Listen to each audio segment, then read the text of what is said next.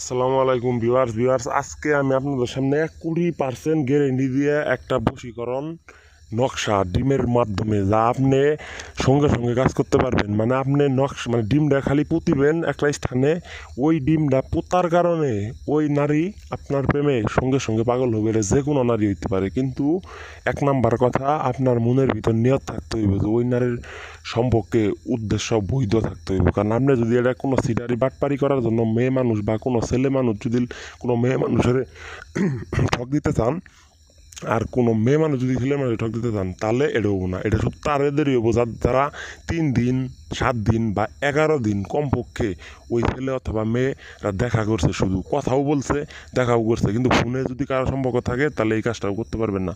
এই কাজটা তারাই করতে পারবো যাদের দেখা কথা হয়েছে কিন্তু এখন আর হয় না। ওইভাবে ওই মুহূর্তেই 1 ঘন্টার ভিতর ওই মানুষটারে বা ওই নারী বা ওই ছেলেরে আপনি এই ডিম পোতার কারণে, একটা স্থানে ডিম পোতার কারণে তারা আপনার কাছে নিয়ে যেতে পারবেন। আর আমি 20% গ্যারেন্টি দেওয়ার উদ্দেশ্য এটাই যে 100% গ্যারেন্টির কোনো মূল্য নাই। কারণ 100% যে জিনিস 1% গ্যারেন্টি নাই, ওই জিনিস 100% গ্যারেন্টি দিয়ে সবাই ইউটিউবে ভিডিও ছাড়ে।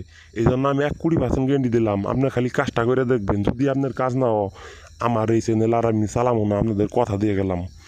তো আমার কথা আপনি একটু ভালোভাবে শুনেন, দেখেন কিভাবে এই কাজটা আপনি করবেন।